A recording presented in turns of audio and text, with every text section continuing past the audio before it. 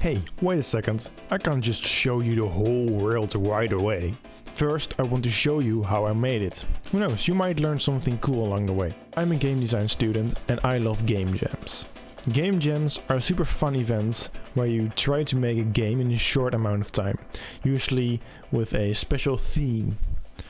I took part in one of the biggest game jams called GMTK Game Jam, run by Mark Brown from the Game Makers Toolkit. This year the theme was Built to Scale. That kind of ruins my plan. Thank you, Mark. The first step in making a game world is coming up with a game idea. So let's brainstorm. The first thing I did was make a morphological chart. Sounds fancy, I know. It's just a cool way to brainstorm. You write down different categories and fill them with ideas. Then you connect those ideas in different ways to come up with a new idea. I was really struggling to come up with something interesting, so I took a break. Taking breaks is super important when you're trying to be creative. Sometimes the best ideas pop into your head when you're not even thinking about it. After my break, I thought about different ways to look at the theme. Themes are supposed to inspire you, not make things harder. Finally, I decided on making a hiking game.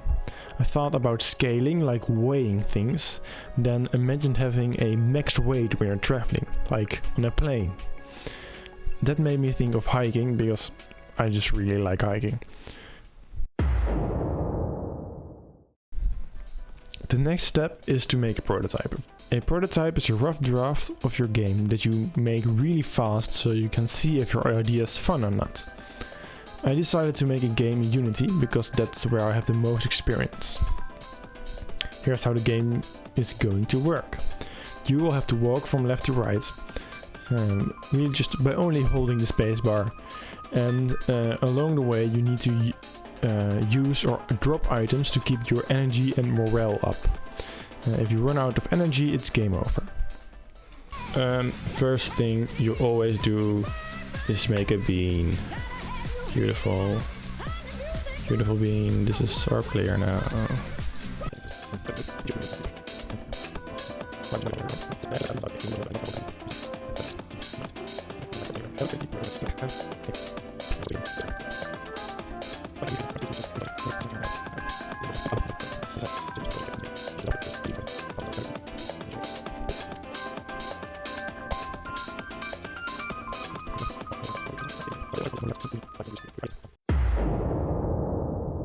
Made a lot of progress with all the mechanics and stuff.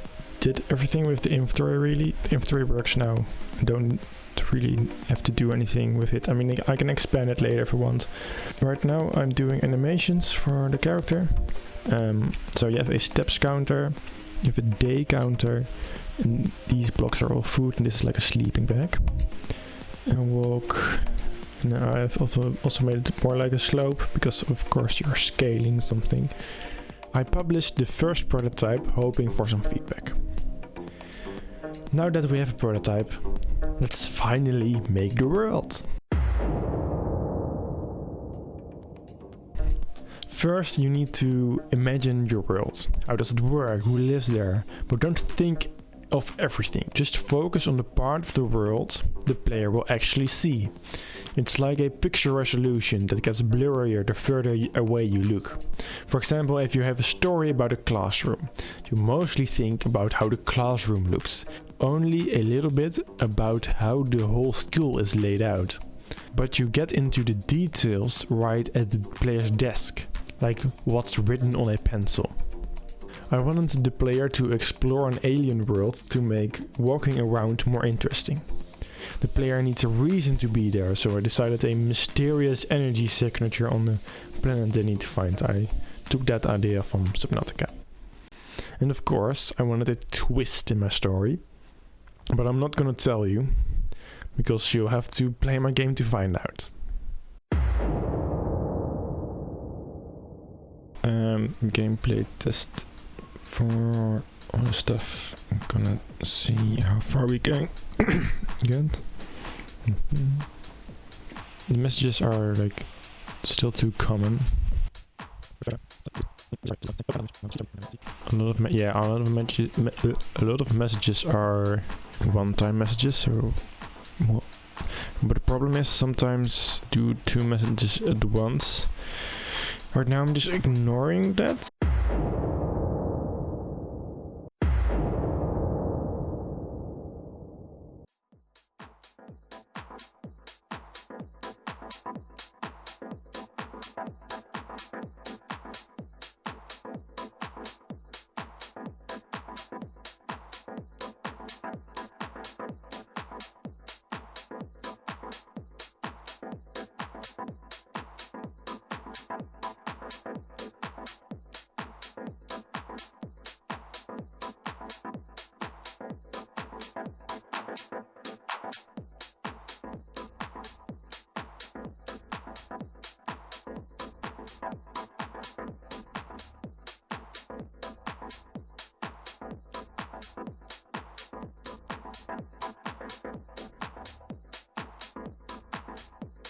Now let me show you how I made the landscapes for my game using Blender.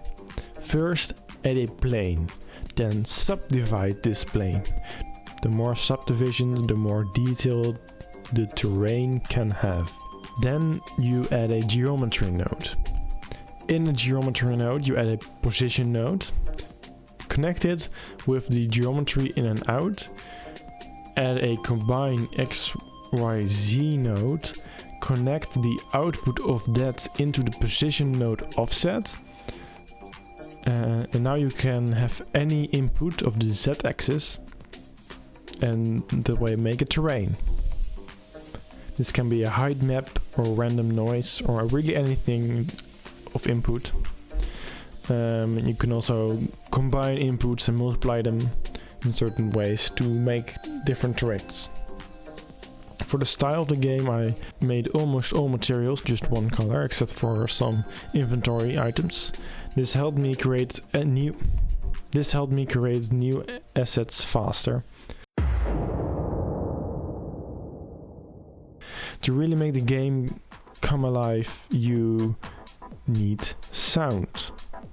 Sounds are super important, but people often forget about them in game jams. I made these sound effects by myself by recording mouth noises and my shoes for walking. Then I added those sounds in a program called Audacity. I want to share real quick how I make sounds. So I have recorded a zipper here.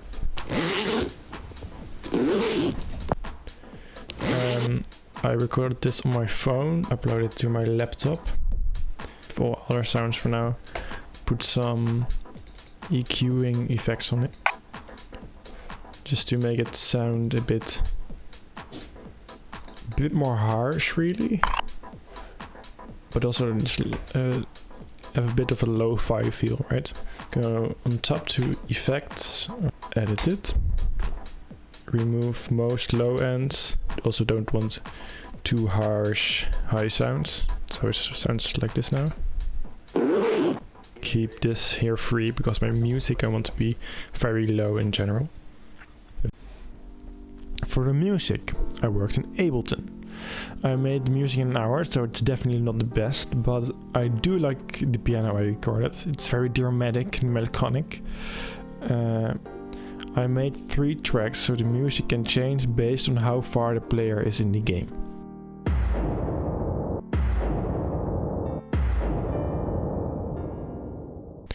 And there you have it. We created a whole game with story and gameplay. The last step is to publish the game and submit it for the game jam. Now let me show you how I made the landscapes for my Blender. That's so dumb.